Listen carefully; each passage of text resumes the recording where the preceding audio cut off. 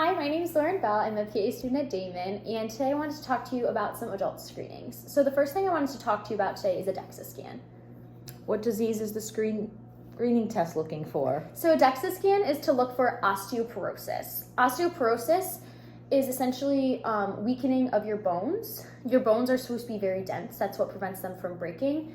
And as we age and as your estrogen gets lower after menopause, your bones become more fragile and they break down, and then when they rebuild, they're weaker. So that's going to increase your risks for fractures.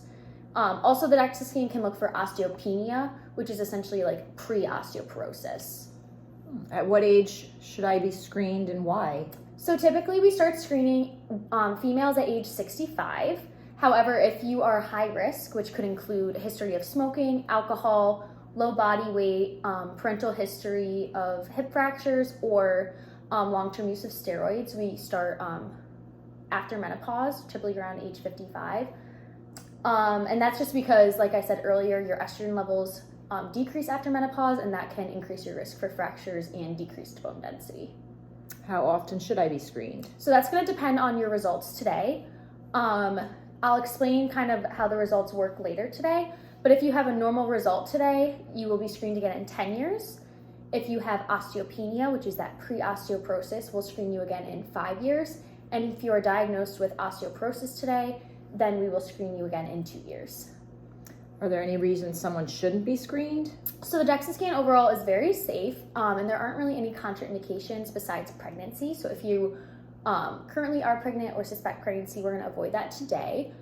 And then in general, if you have any like hardwire, like a hip replacement or any like screws or anything in your lower spine or your hip, it's not exactly a contraindication. However, it could just distort the imaging. And that's the same for if you've had a CT scan with any contrast within the past week. And how is the screening performed? So it's essentially an x-ray. You're gonna just be laying down either flat or on your side, depending on which image they're getting. And the D in DEXA stands for dual. So it's essentially 2 different x-ray beams. And the scan takes about 10 to 20 minutes. It's no different than a normal x-ray really, other than it's gonna be lower radiation exposure. And the x-ray is gonna look at the bone density of your hip and your lumbar spine. And it's gonna give us a T-score, which compares your bone density to someone with young, healthy bones. And that's how we're gonna calculate your T-score, which is gonna determine if you have normal bone density, osteopenia, or osteoporosis. If your bone density is above -1, that's considered normal. If it's between -1 and -2.4, that's the pre-osteoporosis or the osteopenia. And if it's greater than -2.5, that's considered osteoporosis. Are there any complications with the screening? No, it's a very safe screening. It's non-invasive, so we're not poking you, or no IVs or contrast or anything like that is needed. The only, I guess you could say, risk is there is radiation exposure. It's a lot lower than a normal x-ray, and the risks of osteoporosis far outweigh the risks of the radiation exposure. And are there any concerns if I don't have the screening done? So osteoporosis increases your risk for fractures in general, but our biggest concern is hip fractures and vertebral fractures. Hip fractures are very dangerous. They typically require surgery, and they're a very common cause of like physical disability and needing to go to like assisted living or a nursing home. The recovery with hip fractures isn't great. So if we can catch the osteoporosis now, give you treatment to increase your bone density, we can prevent that from happening in the future. Okay. Any other questions? No other questions. Okay, so next I wanted to talk to you about a low-dose CT scan. And what disease is that screening for? So this is going to be screening for lung cancer. Lung cancer, there's kind of 2 categories. We have small cell lung cancer, non-small cell lung cancer.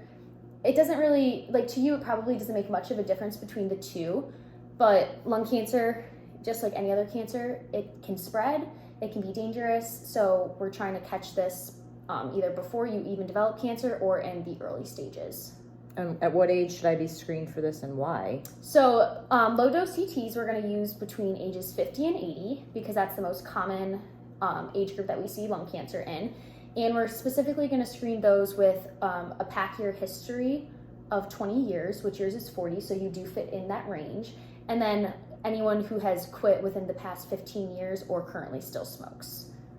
And then how often should I be screened? This is going to be a screening done every single year. We want to be able to compare the results every single year in order to increase the accuracy of this test.